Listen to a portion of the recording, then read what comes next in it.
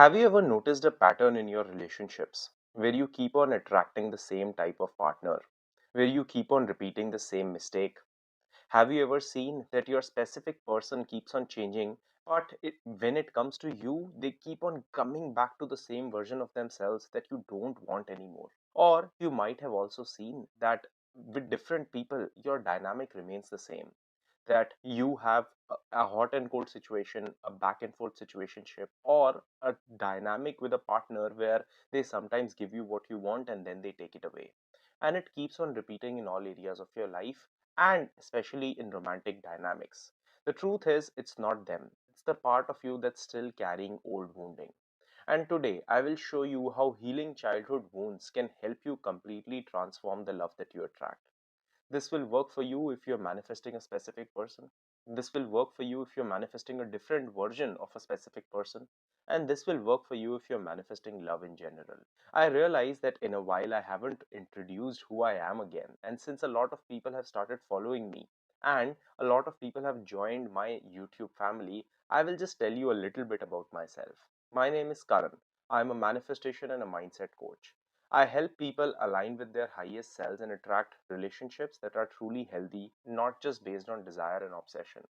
If you have been following me for a while, you already know that I also keep on posting a lot of success stories where my clients manifest their specific person, where they manifest love in general. And not just that, I also help people manifest money, manifest their career, and manifest their jobs. The reason that all of this comes down to you is because the core person who eventually manifests their life is you. So in today's video, I will try to go in as much detail as possible with that. One more thing that you must have seen if you have seen any of my content and videos is that I focus a lot on self-concept. It's because I truly believe that self-concept is the basis of manifestation, and that if you start working on your self-concept, it will really help you get to a point where you won't have to worry about manifesting things in your life anymore. So let's just talk about this topic in detail, because in today's video you will learn why childhood patterns shape your adult love life and practical ways to heal them so that you can manifest the love that you want. So first, let's talk about how childhood patterns create your beliefs. First of all, your childhood experiences will always create subconscious beliefs about love. For example, if you grew up feeling unseen, if you grew up in a family where you didn't get attention from your parents, if you grew up in a household where you were constantly compared with your sibling, you will eventually end up feeling unseen and you will seek partners unconsciously where you repeat these patterns. You might also keep on getting attracted to people who are unavailable because a part of you feels that this is the best that I deserve.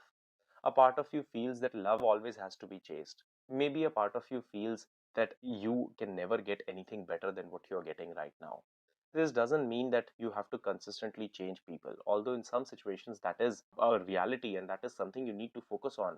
But if you constantly keep on attracting a similar version of a person in your life too, this still applies. The second reason why this is important and why your childhood patterns create your life now is because this is why you keep on attracting unavailable partners. Maybe you are afraid of intimacy. Maybe you are constantly afraid that love is not for you because you're afraid of getting hurt, just like you were when you were younger. And because of that, you keep on selecting and picking breadcrumbs from people when they offer that to you. It doesn't feel offensive to you when someone tells you to settle. In fact, you thrive on it. Unconsciously, you believe that this is all that I can get. Hence, that is all that you stick to. You might have tried affirmations, scripting, or visualization, but without healing these patterns, the world, your subconscious, whatever you want to call it, will reflect your inner patterns, not your desires. So now I will tell you step by step how you can start healing this pattern and how you can start working on your childhood conditioning. Step 1 is awareness. When I talk about awareness, what that means is, firstly, before doing anything else, you need to be aware of what your patterns truly are.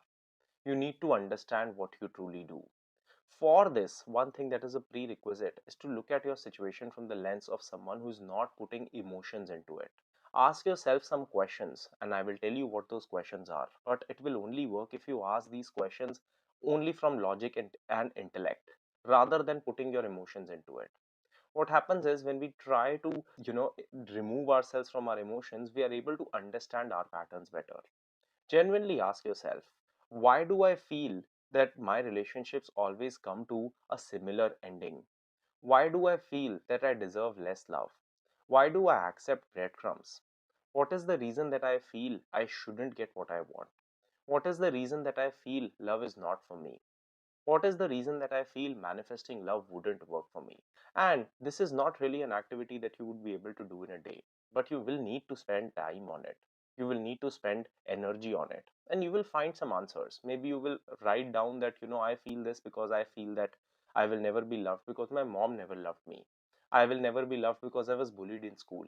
I will never be loved because I think that I don't look good. I will never be loved because I feel I'm short, I'm fat, I'm thin, any of these things, right? Usually, you will pick a few of these patterns for yourself.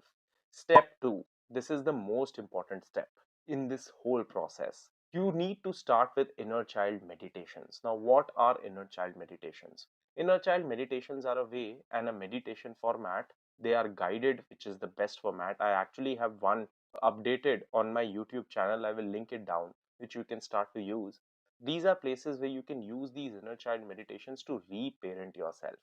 Now, what do I mean by reparenting yourself? A lot of times, the way that we were parented or the way that we grew up, we were taught a lot of beliefs about love, as I discussed above. Reparenting yourself means that you tell yourself the things that you needed to hear when you were younger. The guided inner child meditations do that. In that, you can actually just play these meditations and have this voice in your head imagine things. So in the meditation that I have posted, I talk about how you can go and reassure your younger self.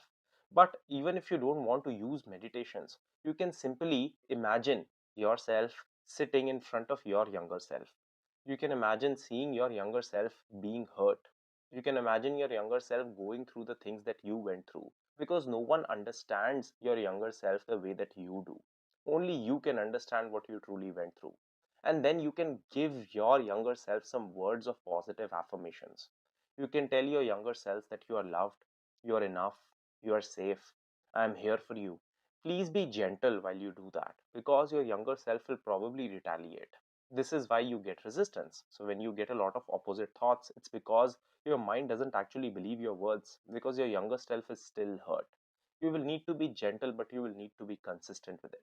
You will need to keep on telling your younger selves these things so that it can finally feel safe with an adult. And in this situation, if the adult wasn't your family, it will be you. Because now you have the tools to help yourself in a way that you weren't capable of doing before. Step three. Now that you have started to reparent your younger self and you have started to do that consistently, I want you to create affirmations so that you can have positive beliefs about love. In the first part, in the awareness part, we wrote down the things and the reasons why we feel love is not possible for us. But what I want you to do is I want you to write down the opposites of that. So if you have written down, I feel I'm unworthy of love, write down, I feel worthy of love and being in a healthy relationship. If you have written down, I feel I don't look good, tell yourself, I accept myself as who I am and I'm lovable as I am. If you feel that you only get unattractive, unavailable people, you can write down, I get attractive, available people for me. People choose me, people love to be with me. Why wouldn't they? These are the kind of affirmations you can create for yourself. Now, after that, I want you to start embodying these affirmations in your daily life. Now, what is the difference between embodying and just doing the affirmations?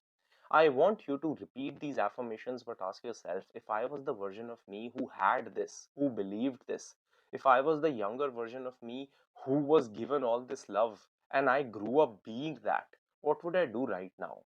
What are the situations in my life where I would just say no and walk away from people? What are the situations in my life where I would just accept only the best? What would be my bare minimum? Embodiment means actually going into detail with that. Embodiment means not just accepting the breadcrumbs, but going into detail of what kind of actions you would take. How would you take care of yourself? Every day when you wake up, what is the first thing that you would do? Would you go in the mirror and greet yourself and smile at yourself, or would you just keep on cribbing mentally about how your life sucks?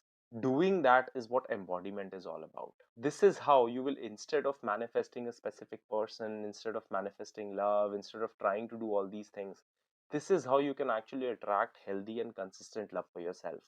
By focusing on becoming the person who naturally attracts love, you will see that people around you will naturally start to change. You will see your SP start to change. You will see your other people start to give you attention. And it wouldn't feel like a surprise for you, because to a degree, you would feel that this is what I deserve. You would feel that this is who I am, that this is something that I get. And I understand that this can be a difficult process. And of course, if you are looking to work on this pattern in a step by step manner with someone who can help you guide into this step by step, you can always reach out to me. I can help you in my one-on-one coaching sessions. You can go for my courses, whatever it is, or anyone else that you feel aligned with.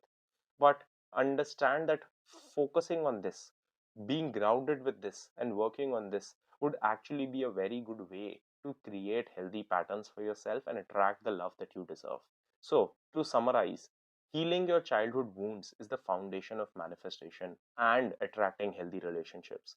When you align yourself, release obsession, and embody your self worth, love will come naturally to you. Remember, manifestation is not just about control, it's about transformation. And the best way to transform yourself is to work on yourself first. I will see you guys in the next video and hope you have a good day. Thanks for watching. Subscribe and share if you liked the video. The link for my one-on-one coaching, my self-help courses, and my free newsletter are in the description box below.